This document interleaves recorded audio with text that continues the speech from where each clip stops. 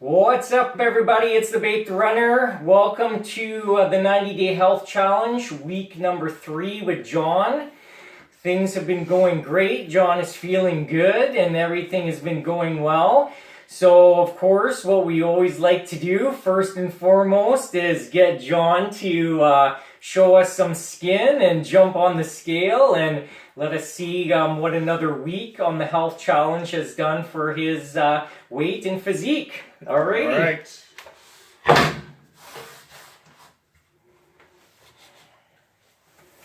There we go. Peel her off. Looking thin, my man. 250.4. 250.4. So basically, we've got another 6 pounds that has come off.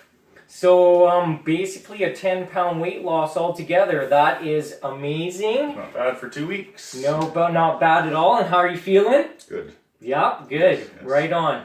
So that's awesome. So what we're going to do this week, as far as what we're going to add on to John's routine, is some movement.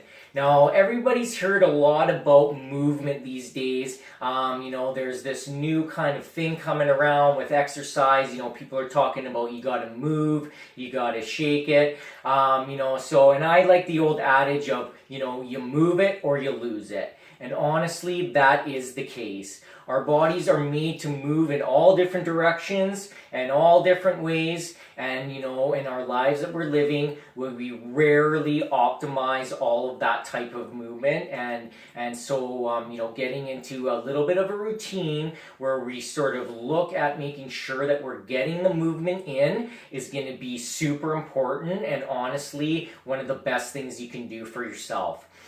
So this week, what we're going to do is, just add on to the routine that we've already got going. Every morning in the morning, John is going to take, a jar of lemon water with a pinch of unrefined sea salt.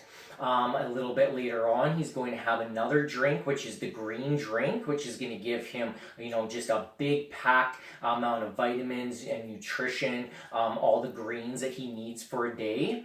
The other thing that we were looking at doing is 2 times a week, having John do some exercise before eating in the morning, and then hopefully waiting a little bit of time afterwards, depending on his work schedule, if that's possible, before he eats.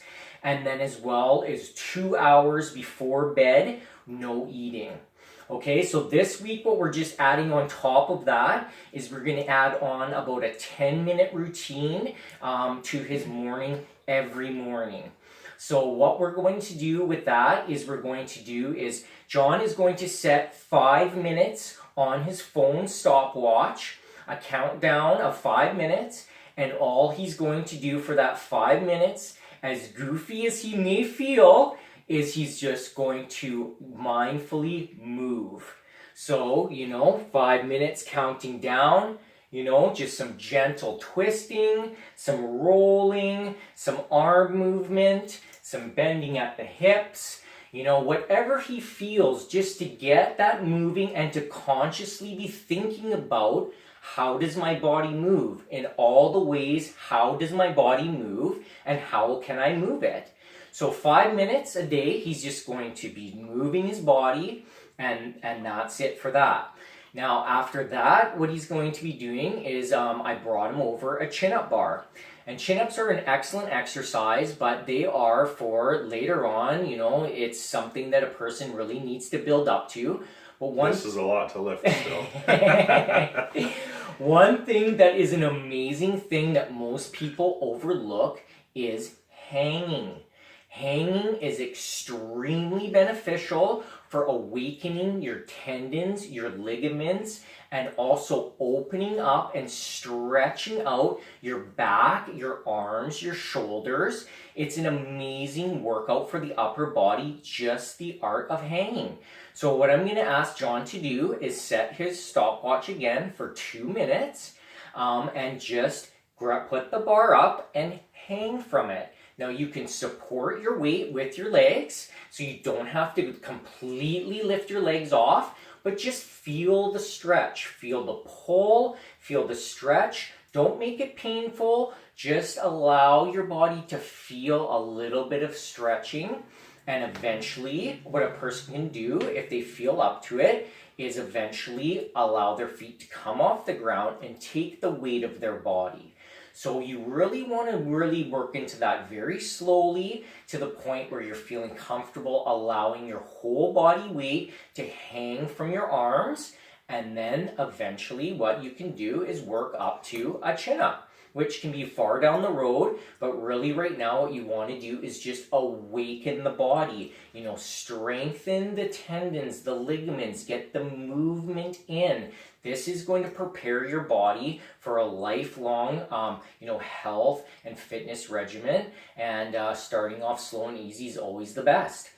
So one more thing I'm going to get John to do as well too is I'm going to get him to go down onto the floor and lay on his back, and 10 times get up from laying on the floor on his back up to the standing position and then back down. Now that may seem like a funny and easy thing to do, but really it's not very easy. Again, in our type of lifestyle with chairs and with beds and all of those things, we rarely are getting from a complete bottom position to a complete top position.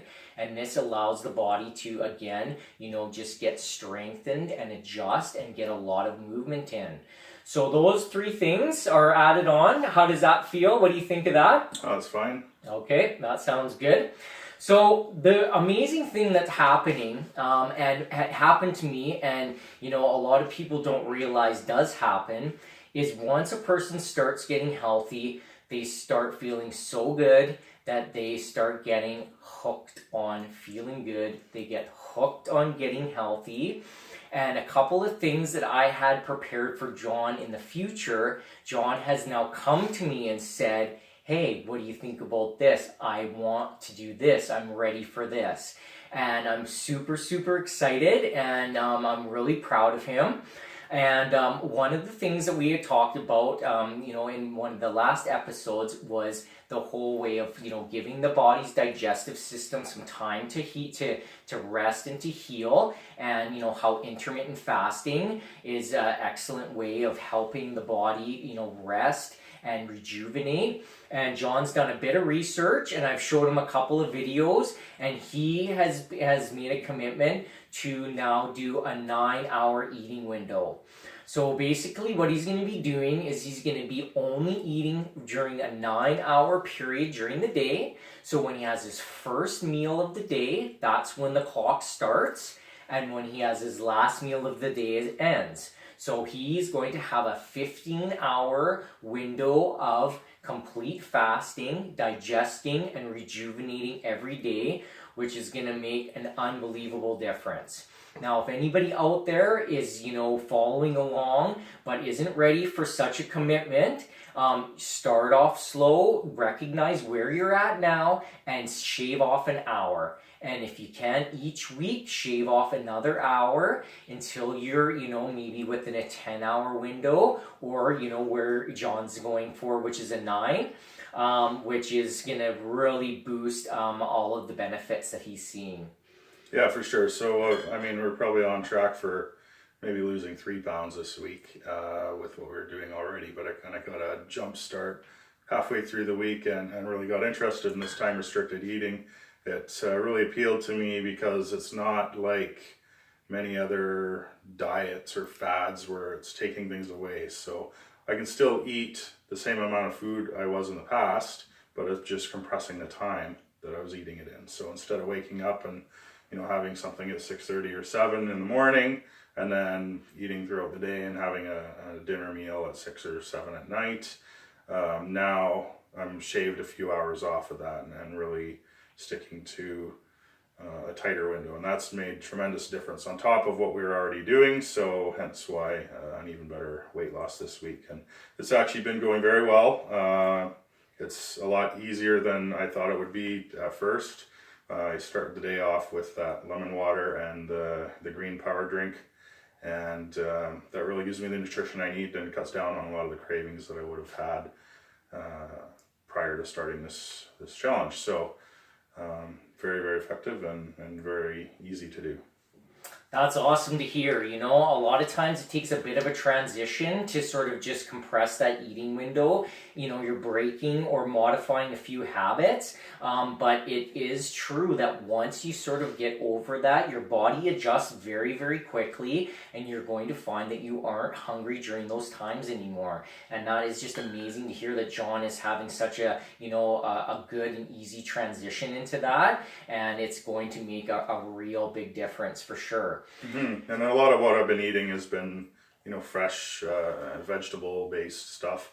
But I even had a pizza last week and I still had really good results. So yeah, well, that's good. Yeah, you do the best you can, and I mean, a person can't expect to, change everything overnight, and really, that's not the best way to do it anyways. So, just really, inch by inch, getting a little bit healthier is going to really, equate to a long-term success rate for sure. Speaking of inches.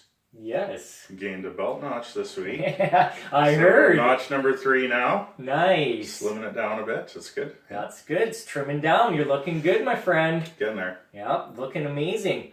So another thing that John came to me with was alcohol consumption. Yeah, for sure. So it's kind of just a habit over time. I get home, I crack a beer while I'm cooking dinner, and have another beer later. And obviously that's kind of counterintuitive to what I'm trying to do here with be healthy and lose some weight and whatnot. Pretty common knowledge that beers have lots of calories and sugars in them, and that is going to become a hindrance down the road as we get to kind of plateau with what I'm doing right now. So trying to avoid that plateau and put it further down the road, and so I'm going to start not having beers after work and see how that goes.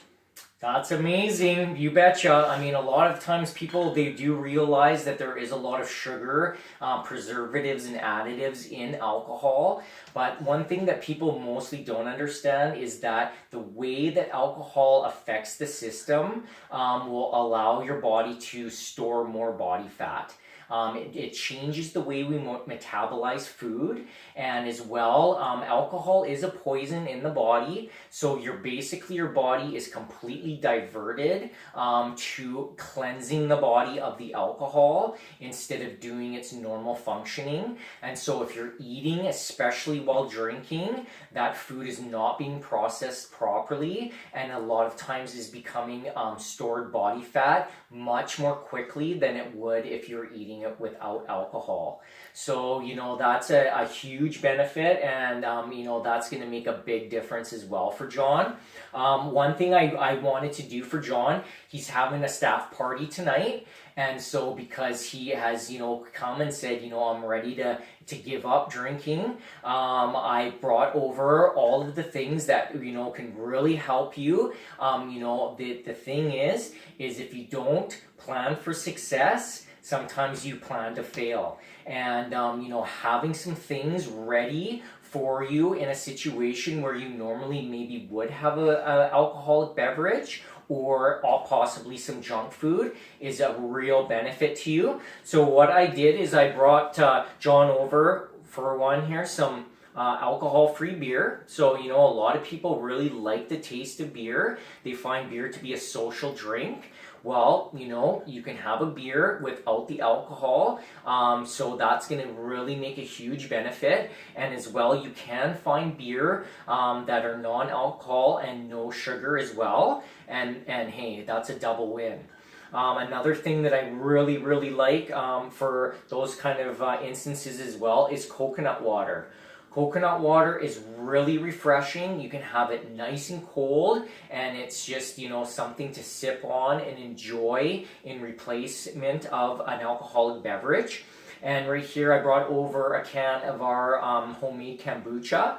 But you can also make kombucha at home. You can buy it in the store. And again, it's a fermented drink, but it has very, very low alcohol, similar to alcohol-free beer, which is sort of around the 0.5% range. It's got some carbonation in there, so it's, a satisfying drink. And with a little bit of lemon and lime in there, it's really refreshing and delicious as well. So Now John's going to be ready tonight when he has some friends over to have some enjoyable beverages without having the real urge to have something to break his commitment to not having any alcohol. So Right on. Thanks, Todd. you betcha. So we're really excited to see what this week comes now. I think that we're really going to see some amazing results. John is, hooked on health. He's smiling. He's happy. He's talkative. He's all the things that I expected for him to be doing. And it's amazing to see. So come check it out next week. I'm the Baked Runner. We're out.